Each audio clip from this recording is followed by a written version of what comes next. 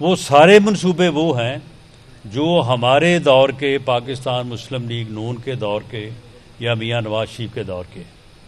انہوں نے ان 4 سالوں میں سوائے تقریریں کرنے کے، لوگوں کو گالی گلوچ سکھانے کے، اوئے توئے کا کلچر سمجھانے سے، نوجوان نسل کو بدتمیز اور خراب کرنے کے، انہوں نے کوئی اور کام نہیں کیا. انہوں نے صرف سوشل میڈیا چلایا ہے، اور سوشل میڈیا کے اوپر جو ہے وہ کسی کی عزت کو عزت نہیں رہنے دیا. لیکن جب وہ سوشل میڈیا اب ان کی بھی عزت کو جو ہے وہ ہاتھ ڈال رہا ہے تو اب یہ رو رہے ہیں. اب کہہ رہے ہیں کہ جی دیکھیں جی ہمارے خلاف یہ بات ہو رہی ہے، ہمارے خلاف وہ بات ہو رہی ہے، ہماری آڈیو جو ہے وہ لیک ہو رہی ہیں. بھئی آڈیو لیک، اب یہاں پہ میں کوئی بات کروں تو پھر بات میں کروں گا تو کوئی لیک ہوگی نا. اگر میں بات کروں گا نہیں اور کوئی غلط بات نہیں کروں گا تو پھر وہ کیسے لیک ہو سکتی ہے؟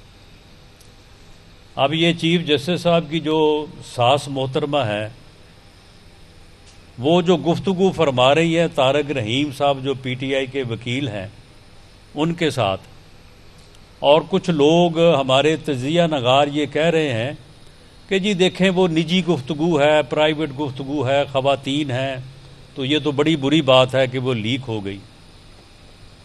بھئی بڑی سیدھی سی بات ہے، پرائیویٹ گفتگو جو ہے وہ انسان تک محدود ہوتی ہے. میں اگر اپنی ذات کے متعلق اپنے بھائی سے، اپنے والد سے، اپنے چچا سے، اپنی بہن سے، اپنی وائف سے بات کروں تو وہ بات میری جو ہے وہ پرائیویٹ ہوگی. اگر میں ملک کے کسی کیس کے حوالے سے بات کروں یا میں ایسی بات کروں کہ اس بات سے کسی کو نقصان پہنچے تو وہ بھائی پرائیویٹ بات کیسے ہو گئی؟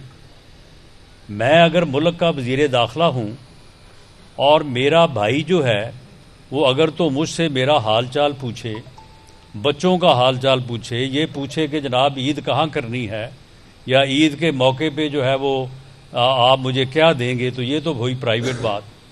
اور اگر وہ میری سرکاری حیثیت پہ اثر انداز ہوتے ہوئے مجھے کوئی بات سمجھائے یا قائل کرے کہ میں کسی کا نقصان کروں اپنی سرکاری حیثیت کو استعمال کر کے، میں کسی کا فائدہ کروں، اپنی سرکاری حیثیت کا فائدہ اٹھا کے ناجائز فائدہ دوں کسی کو یا کسی کا ناجائز نقصان کروں، تو یہ میری پرائیویٹ گفتگو کیسے ہو گئی جی؟ یہ تو میری پرائیویٹ گفتگو نہیں ہے. وہ محترمہ جو ہیں وہ اگر وہ کہتی کہ عمر بیٹا آپ عید اس مرتبہ ہمارے پاس کریں، میں یا عید آپ کے پاس آگے کرنا چاہتی ہوں، عید کے اوپر میں آپ کو یہ تحفہ دینا چاہتی ہوں، یا عید کے اوپر جو ہے وہ ہم یہ قریب آ جا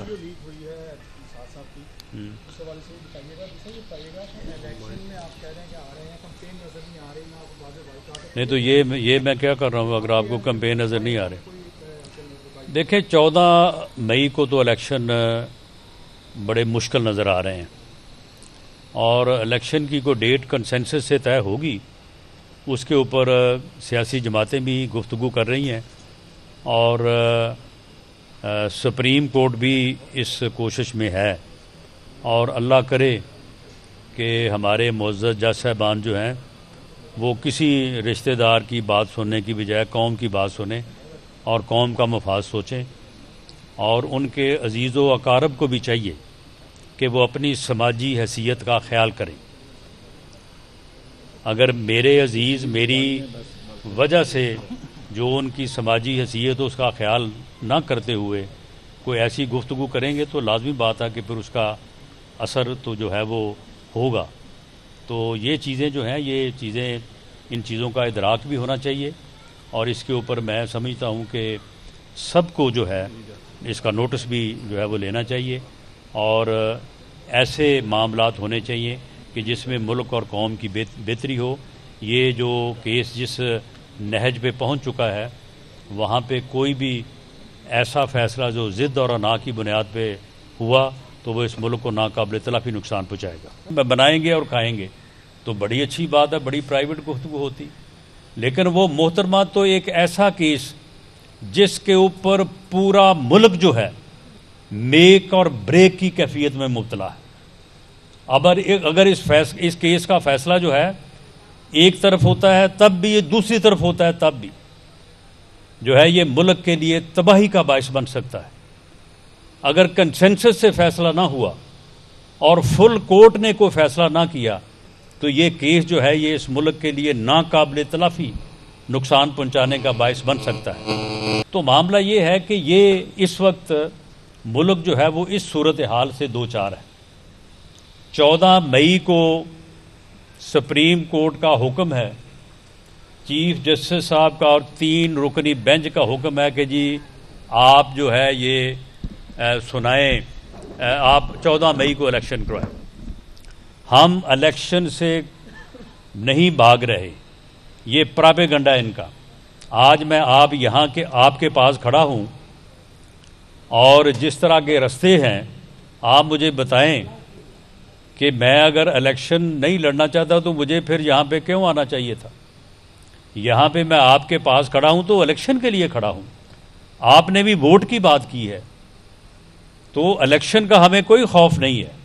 الیکشن جب ہوگا لڑیں گے اور جیتیں گے انشاءاللہ، لیکن ہمارا یہ مطالبہ ہے کہ الیکشن ایک دن ہونے چاہیے اور تمام اسمبلیوں کے ایک دفعہ ہونے چاہیے۔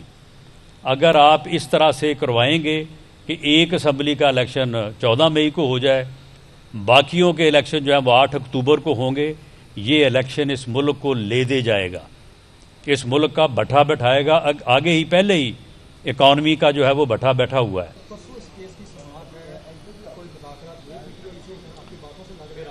جی پی ٹی آئی تو جو ہے وہ تو مذاکرات سے دوڑ گئی ہے، اور ان کے جو سابق سپیکر ہیں انہوں نے ہمارے ساتھ رابطہ کیا تھا، کیسر صاحب نے، تو عمران خان نے اسے ویسے ہی معزول کر دیا۔ اس نے کہا اس کو میں نے مینڈیٹ ہی نہیں دیا، تو وہ پی ٹی آئی جو ہے وہ اس موڈ میں نہیں ہے بات کرنے کے۔